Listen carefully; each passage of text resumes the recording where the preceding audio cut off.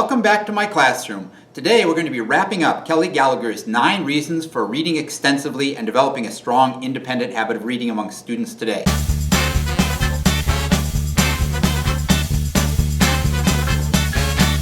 You heard me right, we're wrapping it up. We're going to cover 2 reasons today, partially because much of my work has been done for me. Reason number 8 to read extensively is that reading opens the doors to college and beyond. Gallagher begins by citing many of the important tests students have to pass in order to get admitted to college, and that also open the door to scholarships. These would be your AP tests, your SATs, your ACTs, and who knows what else they will come up with next week. These tests have always included rigorous reading demands where you have difficult passages that you then need to analyze critically. This is not going to be an easy task even for students who have practiced reading difficult text. If a student hasn't developed the ability to read fluently, by the time they take these tests, they're going to be in trouble. Those abilities don't happen overnight. It's important to develop them over years, so the sooner you can get started with a daily reading habit, the better off you will be. How much of a role does independent reading play to these important tests? In 1987, William Nagy and Richard Anderson conducted a landmark reading study, and one of their conclusions was to submit that if you compared 3 students, who they call student A, student B, and student C. Student A reads for 20 minutes outside the classroom. This is at-home independent reading. Student B reads only 5 minutes a day outside the classroom, and student C, on average, reads only 1 minute a day. How does this add up over the time of a year? Well, student C at the end of the year has obviously read 180 minutes in a 180-day school year.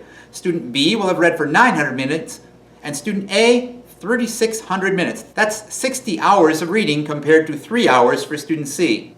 Student C will have read about 8,000 words, student B, 282,000, student A, 1.8 million words. Which student do you think is going to have the better developed vocabulary, not to mention their ability to process a complex narrative over an extended period of time? Student A, far ahead. Nagy and Anderson looked at the kind of students who had these types of reading habits and compared how they did on standardized tests. Kids with the habits of student A scored in the 90th centile on standardized tests. Student B's, they scored with the 50th centile. And those students who only read for 1 minute a day, not surprisingly, they're scoring in the 10th centile. 90% of the students are scoring above them on standardized tests. Who's going to get into college? Who's going to get the scholarships? Those students who read outside of class, who have their own independent reading habits. So get started now. Now that's some information that Kelly Gallagher and I have come up with about why you should read, because it opens the doors to college. But I thought it might be better if you could hear it straight from the horse's mouth. Abby Wells is a YouTuber who is at college right now as we speak, and she's helped out with a video she made about reading for fun when she was in high school and how it helped prepare her for college. And she's also talked to a couple of friends. You can find her video on YouTube. Just search for Abby Wells Reading for Fun. I think you'll like what she has to say. So check that out. Abby Wells, Reading for Fun on YouTube. Now, finally, reason 9 from Kelly Gallagher about why we should read and read extensively. Reading arms against oppression. Now, discussing this with my classes, it became clear that some students are not exactly sure what we mean by oppression. It's not the same as depression, but being oppressed is fairly depressing. That's true. Oppression just means to be exploited, taken advantage of.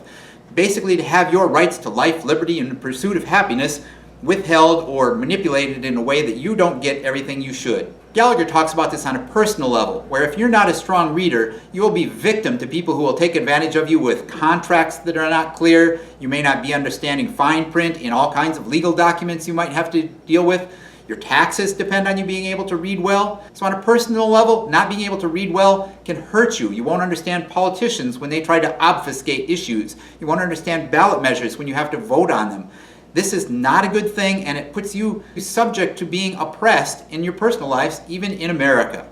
But if we look at this on a historic and global scale, you can think of this. Before and even after the Civil War, one of the ways in which the dominant white society tried to oppress the blacks in America was by trying to keep them from reading. You were discouraged, and it was illegal in some places to teach blacks to read. What do you think that was about? Well, if you teach people to read, they're going to want to be treated equally and understand when they're not. Now, while there are clearly still a lot of issues with equality and trying to balance out good schools, bad schools, all those kind of issues with race and other groups in America, we at least have made some progress. But if we look around the globe today, there's still people being heavily oppressed. And I have a couple books that I would like to remind again for good reading, and you will see this in play. First, I Am Malala. Malala Yousafzai, the young lady that won the Nobel Prize for her work trying to bring girls into education. In this book details a lot of the information about how the Taliban has tried to repress girls, stop them from getting a full education, and by not allowing that, they are oppressing the women in their society. And the second book, Escape from Camp 14, the story of the only man ever to escape from a prison camp in North Korea, also details clearly what can happen to people who aren't allowed to read and read freely and widely. Reading does arm us against oppression on both a personal and a societal level, so it's an important skill that we should all try to develop. Those are the 9 reasons that Kelly Gallagher has presented for reading, but there are undoubtedly many more. What do you think? Do you have your own reasons that are different from these? Did these resonate with you? Let me know down in the comments. Till the next time, don't forget to be awesome, and I will talk to you again soon, hopefully.